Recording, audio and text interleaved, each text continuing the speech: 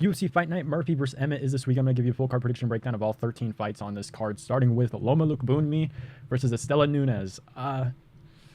I will say this card's looking okay. There is like a couple decent fights on this card, but outside of that, there are some rough fights. There are some good bets. I probably should have opened up with this on the video, but there are some good bets. I'm going to reveal my bets again. It's not going to be as detailed as last week because I did film it later in the week, which you have your KO odds, your submission odds, whatever, the round specifically. So I'll give you what I got later at the end of the video. But starting here, I am going to go Loma Lookboonmee. She's actually pretty solid. She can wrestle. She can strike at a pretty decently high level. Istela Nunes hasn't fought in a while. Last time we saw her, she got that arm went the other way. It was pretty brutal to watch. Not something I like to see too much, but I thought Istela Nunes was pretty decent heading up to then. I mean, she lost to Carnelosi, which isn't great to see. This was about 3.5 years ago, but lost a majority decision to Sam Hughes. Got KO'd by Uruguay, which these all don't look too great in hindsight, but watching her fight slate, like, she's decent.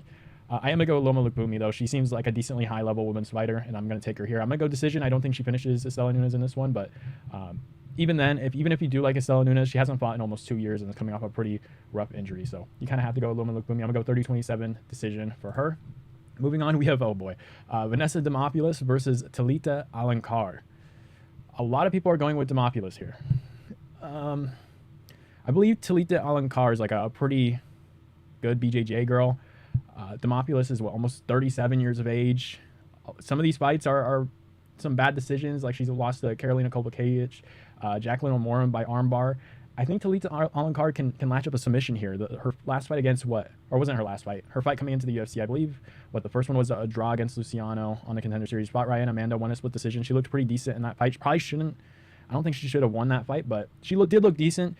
She was able to get some takedowns. Her boxing didn't look half bad.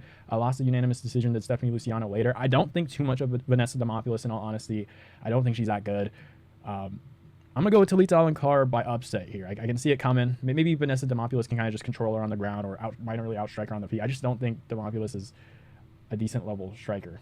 Like, split decision with Ducote, who's a pretty solid boxer, won that decision, but I mean, all her fights, it's just very low-level women's MMA, and she doesn't even look great in them. So I'm going to go Alencar, the submission specialist in this one. Maybe latching up a submission, but I can just see her kind of dominating some positions. And I think this could probably go split decision, in all honesty. Could go either way, but I'm going to go with Alencar in this one. Let's move on. We have Victor Henry versus Pedro Falcão. I don't think much of Victor Henry either. I'm going to be honest. Like, there was a time after, I think it was the Barcelos fight, where Barcelos was looking really good. Now he's a little bit older and doesn't look too great. I guess he just beat Talbot too. So there was a time where Barcelos was like pretty solid. I think it was a couple of years ago. And then right after that, Victor Henry, like, he whoops up Barcelos. Right after that, he loses to Rafael Sansao, who's 40 years old, and gets dominated in that fight. So I have a lot of trust issues with Victor Henry. Went to a split decision with Tony Gravely. Didn't look great there. That's a no contest there. Won against Ronnie Yaya. When was this? This was like in the third round he got the KO, right? I feel like if you fight Ronnie Yaya, you should be finishing him in like the first round, in all honesty. Like, I don't know how you finish him in the third round. Like, that's not a good sign to me. He did get the submission, or lose by submission, to Charles Jourdain. He was taking down Jourdain a couple times, and Jourdain's a decent wrestler. Pedro Falcão against Victor Hugo. I think he took that fight on a couple days' notice. I think commentary mentioned something about it. He took a year off. He's 5 years younger. A lot of people are going with Henry. I can see Henry landing more output. What I will say is Falcão didn't look too bad in that fight against Hugo. Like, early on, he was able to take the back of Hugo in there and got a nice little submission attempt. Almost got a rear naked choke.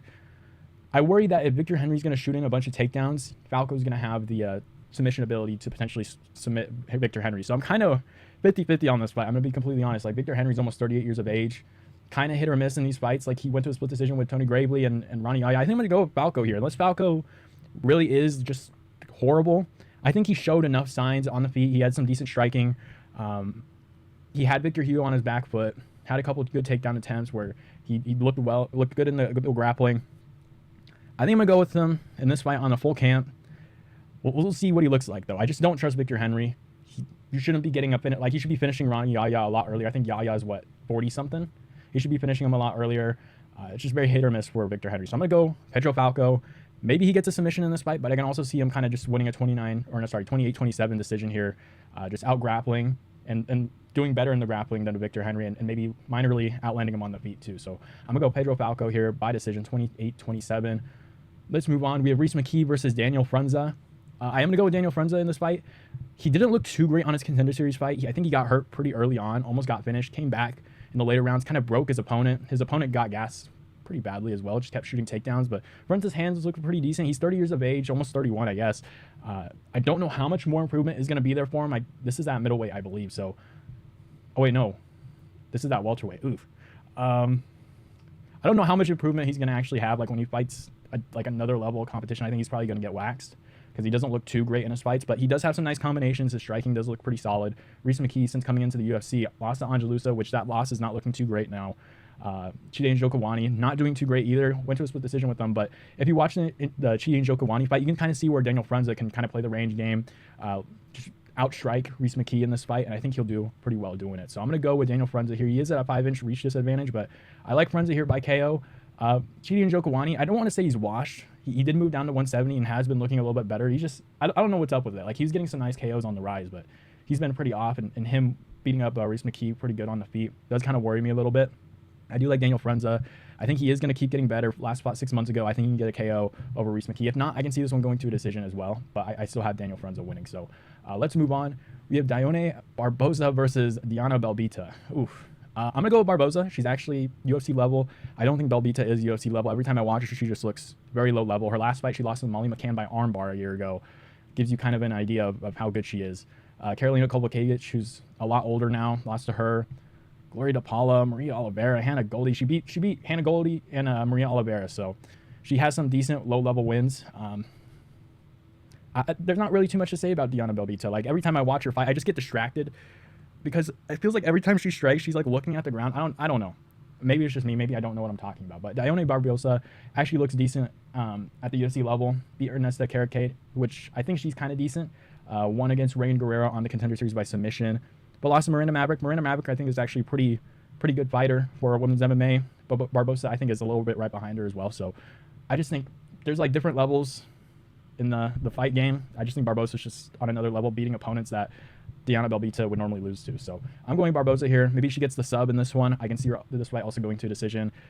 Let's move on. We have Davey Grant versus Mini Oliveira, Daniel Santos. Daniel Santos hasn't fought in almost, 2 years? A year and 3/4 of a year.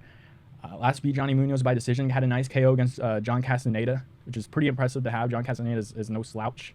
It's a decent win to have. Lost to Julio Arce on his debut, I believe.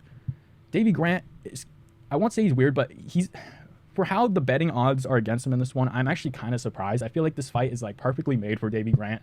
I don't want to say fraud check because I think Daniel Santos is actually pretty solid.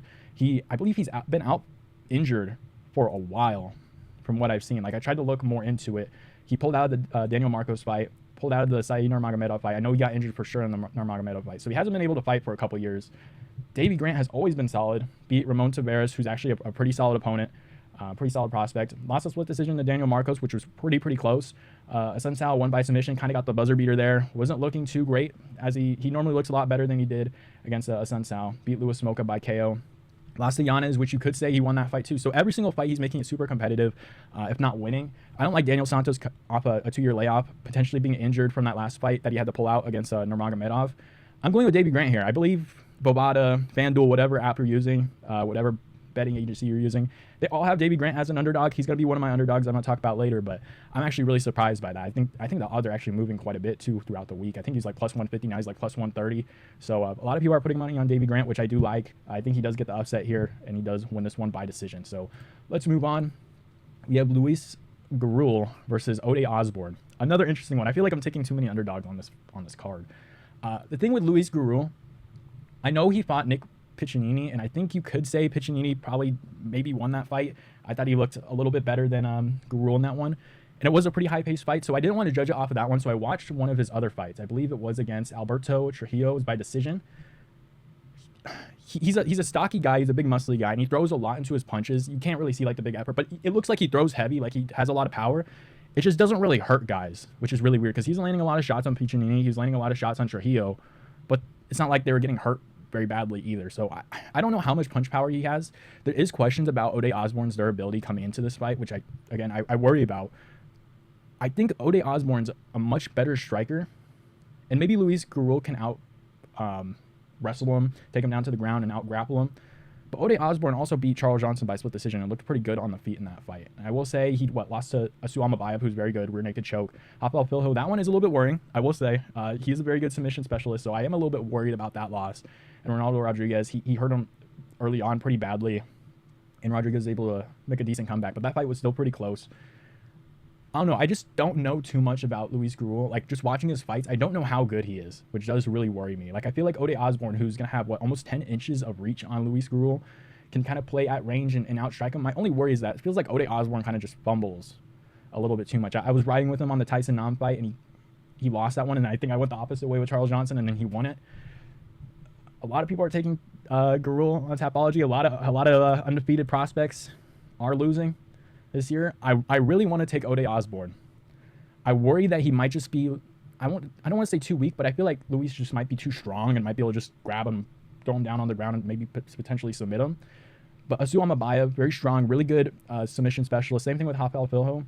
I don't know if I can put Gurule's grappling in that kind of range. Like, he was doing a decent job defending against Piccinini when he's getting taken down, but he wasn't like, he's getting back up to his feet, but it wasn't like Piccinini's like some grappling expert. Like, he has fought an AKA, or not fought, sorry, trained in AKA. I think he was like Brandon Moreno's main training partner, Piccinini is. And he did do pretty solid. I just have a hard time trusting Ode Osbourne. I'm going to take Ode Osbourne. Screw it. I'm going to go with a bunch of underdogs on this card. I'm going to go with Ode Osbourne. I think he can stay at range, be a lot better on the feet. I do worry, though, that Luis Gurule is just going to be able to close out the distance, maybe get in the clinch, maybe like knee him in the clinch and do really well there and potentially get a takedown and dominate him on the ground. There is a big worry there. I'm not going to lie. But it just seems like for how big he is, how stocky he is, especially for this division, it seems like there's not too much KO power. And I could just be wrong. Ode Osbourne could just get flatlined out there. He did lose pretty, I won't say goofily, but like it was a really weird finish. Like, I think he did like some jumping kick and then just got smacked and put out cold. There's like some DC meme out there where DC's saying he's doing really well and he just gets KO'd right there. I'm going to go Ode Osbourne. I think he can outstrike Gurule on the feet. 10 inches of reach on him. It's going to be a much better striker. If anything, if you don't feel comfortable taking, this is betting wise, if you don't feel comfortable taking either of these guys by finish, I like this fight going to a decision. I don't think either guy finished the other one. Maybe Gurule comes out and KOs Ode Osbourne or submits him on the ground, but I'll get into that later at the end of the video with the betting section. But very interesting fight here. I could be extremely wrong, and Ode Osbourne could just go out there and get dominated, but I think he has some pretty good upset potential in this one, so I'm going to take him in this fight. Let's move on. We have Robert Valentin versus Torrez Finney.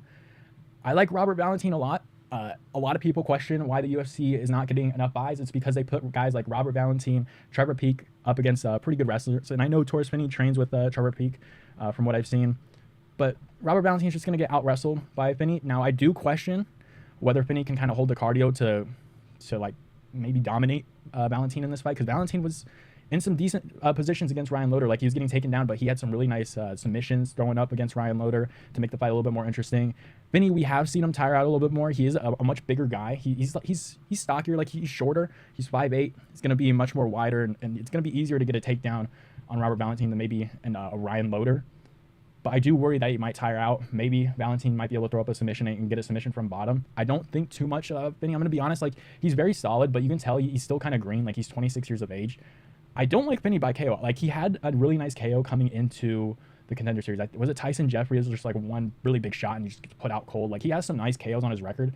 I don't think he's going to KO Robert Valentin. Maybe they're thinking like he's going to take him down and ground and pound him, but it took forever for Ryan Loder to even get that. Like, he got him in a crucifix and kind of just elbowed him out until the ref kind of had to step in. Like, I don't think Torrez Finney is going to KO Robert Valentin in this fight. I think if it does get on the ground, Valentin's going to make it a little bit competitive in the grappling, and I think he could get some decent submissions up, and maybe he could submit Torrez Finney off his back. Maybe going in the second or third round, Torrez Finney's tired from trying to wrestle Valentin, and Valentin has a chance to potentially KO Torrez Finney, because Finney does have KO power, but it's not like skilled striking. Like, I feel like Valentin can definitely get the edge in the striking on the feet.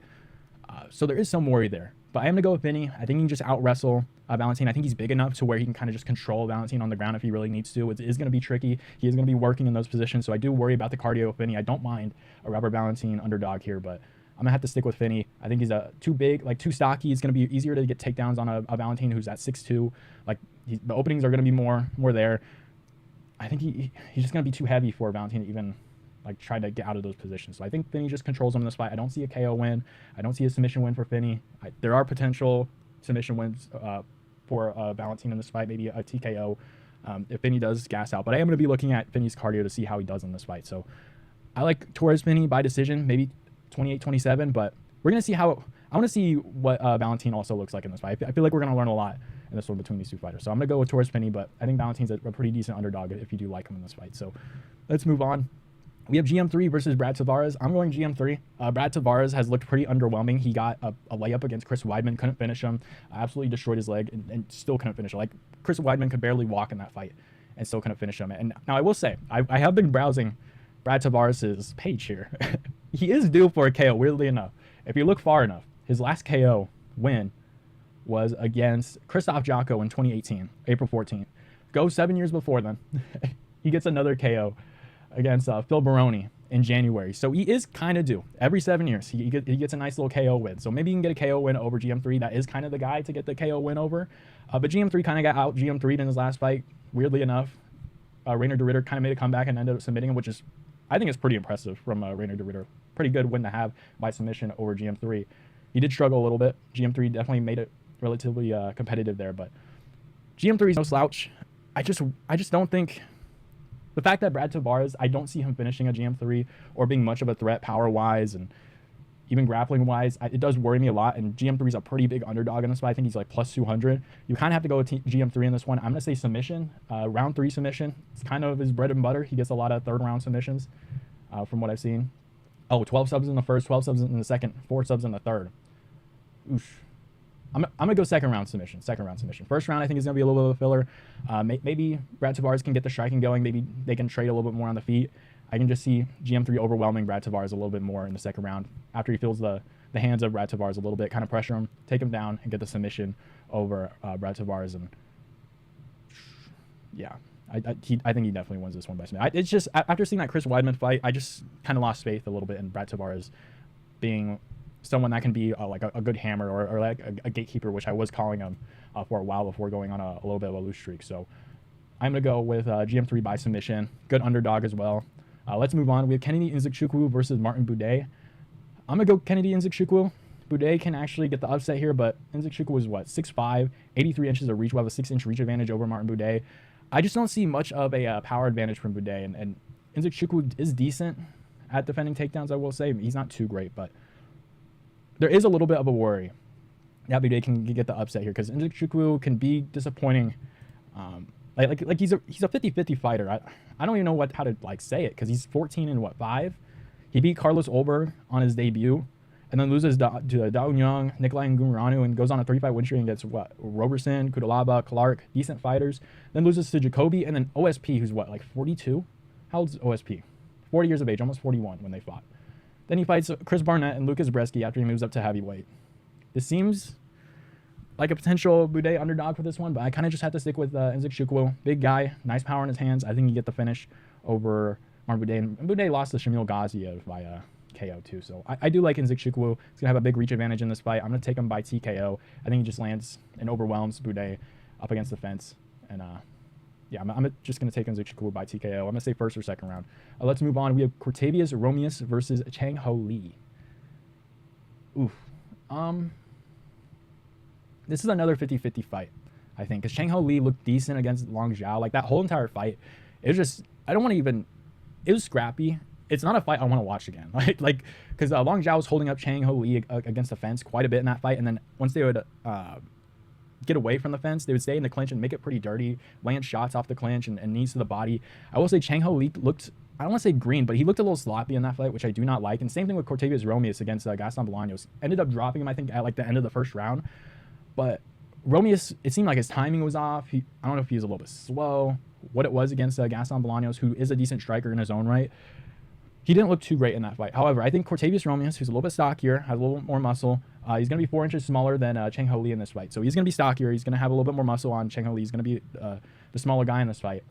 I think if he can wrestle, maybe put this fight in the clinch, I don't think he's going to be, like we've seen Chang Ho Lee held up against the fence against a Long Zhao, who's not even close to as strong as Cortavious Romeus, I think, is. Chang Ho Lee, I will say, maybe in combinations look a lot better than Cortavious Romeus. Romeus is more like a one-shot guy. Maybe he can put some stuff together. But I think if he pushes up Chang Ho Lee up against the fence, maybe takes him down, tries to get him in some grappling positions on the ground, I think he can look pretty good. I'm going to go with Cortavious Romeus. I am a little bit worried. He does have some decent power in his hands, and maybe that's the difference maker, but I feel like this fight is kind of 50-50. I'm not super confident in Romeus in this fight. I just like that he's going to be the stockier, the smaller guy. It's going to be easier to get takedowns. I think in the clinch, he's going to be a lot stronger than Chang Ho Lee. We've seen him out-clinched versus Long Zhao, which I don't like seeing. Pretty close fight as well. I'm going to go with Romeus. I think the power is going to be different. Chang Ho Lee is going to land a little bit more shots on the feet if it does come to that, and it's not in an enclosed space on the feet, and I guess there is only really a 1-inch difference here. But if anything, Chang Ho Lee to win this fight, he's going to have to overwhelm Cortavious Romeus, stay out of the close exchanges, stay out of the clinches, defend the takedowns. Like, there's a lot of things that Cortavious Romeus, I think, can have a little bit of an X factor in this fight. Going for takedowns, maybe out-grappling him in certain positions, getting some decent control, maybe landing some punches off the break. I think the power difference will be also pretty solid in this fight. Maybe rock Lee a couple times throughout this one. But I'm going to go Romeus. They're both 30 years of age, so they are a little bit older, both kind of in their primes. It is at bantamweight, so 30 is a little bit old for the division, but I'm going to go Romeus. I feel like this is kind of a coin flip. I can see this one going to a split decision. I think, again, another fight where I feel like we're going to learn quite a bit from. So he did lose to Ramon Tavares, huh? Like KO. I'm going to stick with Romeus in this fight. I can see Chang Ho Lee maybe getting a KO over him either too. But yeah, kind of a coin flip. Let's move on. We have Joanderson Brito versus Pat Sabatini, a fight that I'm pretty confident in. Joanderson Brito by KO in the first round. You can book it there. I felt the same way. Well, first of all, Damon Jackson fight. Pat Sabatini was the first one out of the whole Philly group to lose. I think is what Sean Brady, Joe Pyfer, Andre Petrosky, Pat Sabatini, Jeremiah Wells. I'm probably forgetting maybe another person, but he was the first guy to lose out of that entire camp. I think they were like 19-0. It was actually pretty cool to see. But I actually said Pat Sabatini was going to win. I think Damon Jackson's like father or like brother died, and I was like, oh shit, like Pat Sabatini might lose this one. And the worries about Pat Sabatini's chin kind of emerged a little bit from that fight. His chin is not the best. Diego Lopez kind of ran right through him. Those odds were insanely close. I don't remember if I mentioned it when the fight happened, but Diego Lopez, really good grappling, really good power in his hands, and does have some nice combinations. That fight was kind of like a layup, in my opinion. First round KO, really good odds on that fight. I see the same thing with this fight as well. I feel like Joanderson Brito's last fight against Gomez, I felt like that was kind of a robbery. He probably should have won that fight. Brito, really good grappling, super strong, crazy power in his hands. Minus 200 favorite, minus 235 favorite. You can put some decent money on that one and get a decent return. It's probably like 500 or 500, 100 for 50. Probably get some decent return there. First round finish, I'll get into a little bit later. You can get some nice odds. KO finish, get some nice odds. Under 1.5, get some nice odds. I feel like Joanderson Brito, first round KO is kind of the lock here because Pat Sabatini can wrestle his ass off, but I just don't trust his chin at all. Joanderson Brito has really good grappling that he doesn't really use too much, but he has really nice grappling, very strong, very powerful. First round KO for Joanderson Brito, I feel very confident in. So I'm going to talk about it a little bit more at the end of this prediction, but Joanderson Brito, first round KO is what I really like. On to the main event. We have Josh Emmett versus Lerone Murphy. I'm going to go with Lerone Murphy. He did worry me a little bit against Dan Ige, and what I do kind of like is this was 4 months ago, maybe around 5 months now. Dan Ige, I don't want to say he's very similar, but I think size-wise he's similar. I feel like Dan Ige might even be a trickier fighter to fight because he does implement more of his skills. I feel like Josh Emmett kind of just headhunts a little bit too much. He doesn't really wrestle too much either. Doesn't really strike too many crazy combinations. Dan Ige will throw some nice combinations. He tried wrestling Lerone Murphy a couple times in that fight. I will say maybe Emmett has a little bit bigger power, but he loads up a lot. Like you can see it coming quite a bit with Josh Emmett. And I feel like high-level strikers who's not a Bryce Mitchell, who's just going to stand there with his chin out and mainly a wrestler and kind of uses wrestling to strike pretty well against his opponents. He's going to do well against those guys. But Lerone Murphy, who's a very good striker, has some decent grappling off his back, can get his way back up. I feel like the only opportunity that I see Josh Emmett winning this fight is by KO, and it is in the later rounds because I do worry that Lerone Murphy could gas out in this fight, I will say. So third, fourth, fifth rounds, I don't think Lerone Murphy finishes Josh Emmett. I think this one goes to a decision. I do worry about Lerone Murphy's cardio. He's going to have to pick his shots pretty decently in this fight, and I do think that he has to work on his defense a little bit more because I can see like the potential for Josh Emmett KO. Like some guys I think did pick Emmett, 33% picked, which I think is very interesting because Lerone Murphy's not the kind of guy that Josh Emmett beats. Robbery over Danny Ige, robbery over Calvin Kattar, by the way. I just thought I mentioned that.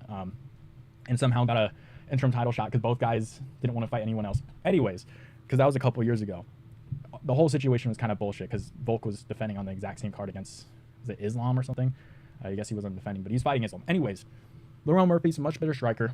If he just keeps a decent defense as this fight goes on, kind of keeps the cardio going, so he doesn't get lazy with the defense. I think he kind of just dominates Josh Emmett in this fight. A lot of people maybe will say Dan Ige looked a lot better than Josh Emmett, which are not a lot better than Josh Emmett, but had some moments against Lerone Murphy. I think Dan Ige is more of a better boxer than a Josh Emmett. I'm going to be honest. Josh Emmett will have like a 1-2, one overhand. Like, he just throws a lot of overhands, loads up a lot. I feel like if you're a good striker, you can kind of pick it apart. So I'm going to go with Lerone Murphy here, 49-46 decision, maybe 50-45. I feel like he just dominates Josh Emmett here. And I feel like Josh Emmett, a guy who's thinking about retiring, well, maybe like a year ago, like after the Topuria fight 2 years ago, he's thinking about retiring, 40 years of age. I don't know if he's willing to like come up with a crafty game plan and really invest into a fight, like really go out there and go for takedowns and use all his skills to find a way to win. So I'm going to go with Lerone Murphy just outstriking Josh Emmett in this fight, kind of staying out of danger. There are moments where Josh Emmett can maybe land a pretty powerful shot if Lerone Murphy kind of gets into the weeds a little bit early on and tries to strike with him a bunch, but eventually tires out and the defense goes down. But I'm going to go Lerone Murphy, 50-45 decision, maybe 49-46. I do really like Lerone Murphy in this fight. I don't get the Emmett hype. Honestly, I don't know if I should say this. If steroids were not a thing, I feel like Josh Emmett would not even really be top 15. I'm gonna be completely honest. Like, I don't think he's that great of a fighter. He did beat Bryce Mitchell by KO, but I feel like, I don't know, the reason why I say he's on steroids because every time I see him, he's got like puffy nips. Like, I feel like that's the one key giveaway. He's like super lean as well. Maybe he's not like I don't think he's really a pothead either. Like, that's what Izzy was saying, why his titty was drooping so low, but I don't know. I'm not too big of a fan of Josh Emmett because I feel like if you're like KOing people, taking away their brain cells, and potentially, like, I don't even know, like destroying their brain or whatever, off of, like, I don't know. I just don't think he's too skilled. The robbery fights against Cavalcator and the Danny Gay fight didn't really digest well for me either, so I'm not really the biggest fan of Josh Emmett. Maybe if you just don't like Bryce Mitchell, it's nice to see him twitching on the canvas or whatever, but I'm gonna go Lerone Murphy, much skilled on the feet. I think pretty much everywhere as well than Josh Emmett. I don't think Josh Emmett will use all his tools in this one. I think he'll just be head hunting. So now at the end here, we're going to go off my bets that I had. I'm going to tell you the bets that I ran last week. I think I just got one wrong. I got it on a sticky note, so I'm reading it right off of here. I had Ronaldo Rodriguez money line. That one did not work out too well, I will say. But David Martinez KO plus 145 worked perfectly. Jamal Emmer's KO plus 120. Joanderson Brito was like my kind of sneak for this week. I thought the line was going to move a little bit more. It did not. I believe Davey Grant's line moved down a little bit more, and then GM3's line moved up. So probably should have looked at that a little bit more. And then Edgar Chairez sub plus 280. Really big win there. So I only got one wrong on that last card. So for this one, I still got Joanderson Brito money line.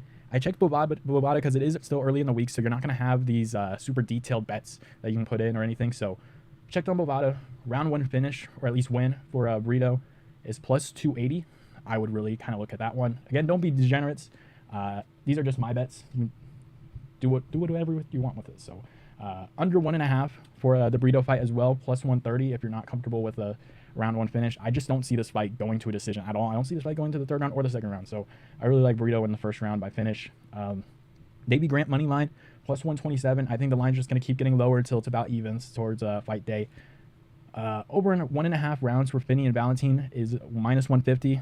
If you really like the fight going to decision, I don't mind it. I just don't think Finney's going to get like an early finish over Valentin. I feel like Valentin's pretty solid. So there's that. GM3 money line plus 200. I really like that one. Osbourne Gurule over 2.5 rounds is minus 125. I can't speak apparently. So that's what I got there.